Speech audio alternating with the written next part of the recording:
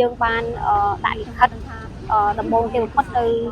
cơ xuông ca nghĩa đại cân xa lịch khất nước cứ dương sao xong ai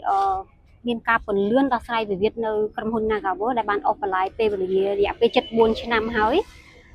đâm bay slide top tên nước ăn xa bỏ ăn ca phần cam ăn cả chiết hai cắt hai lố tam bị stan tu cứ dương na xong ai bete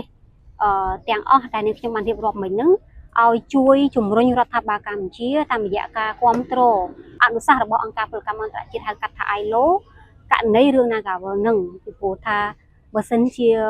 bờ tây cam chia dương nơi tam mình pro mạng nền lao tới tam ăn xa nương tế việt thư ở bắc quan tới đó cây mua cả đôi chia một quạt bờ tây cam chia dương để xa dương thử bán cây ria ca thôi là bài ca đang xạ xua được nông rau cây bị chung rồi bỏ cái cam ca bỏ ai lô hay từng ăn nước viên được bắc quan tới đó ca sầm đại chất rồi bỏ nẹp viên được chú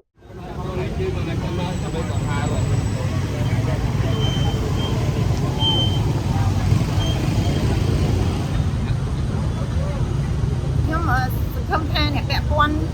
cuaแต่ stop សំឡេងប្រជាពលរដ្ឋដែលជាសញ្ជាតិខ្មែរហើយធ្វើការនៅក្នុងស្រុកខ្មែរនឹងបានយុទ្ធធម៌ពីសំណាក់ថៃកាយបរទេសព្រោះយើងមើលឃើញថាថៃ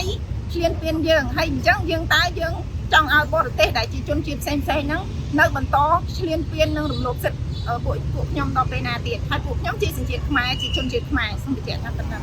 យើងមានច្បាប់ល្អណាស់សម្រាប់ដោះស្រាយមានតាំងពីសហជីពមានតាំងពីក្រុមប្រឹក្សាអាជ្ញាកណ្ដាលរហូតដល់ក្រសួងការងាររហូតដល់តុលាការប៉ុន្តែយន្តការទាំងឡាយនេះមិនត្រូវបាន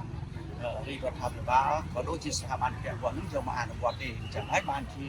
មកដល់ថ្ងៃនេះបញ្ហារបស់ Nagawal នៅតែបន្តធ្វើការទាមទាររហូតដល់បច្ចុប្បន្នហើយយើងមើលថាបើសិនជារដ្ឋាភិបាលលើកទឹកចិត្តដល់កម្មករលក្ខខណ្ឌការងារដែលធ្វើតាមច្បាប់យើងមើលទៅមិនអញ្ញៃមិនមានការតវ៉ាទាមទារអីទេប៉ុន្តែដោយសារតែមិនយកច្បាប់ការងារនឹងមកអនុវត្តទើបមានបញ្ហាដល់កម្មកររហូតមកដល់ថ្ងៃនេះបាទ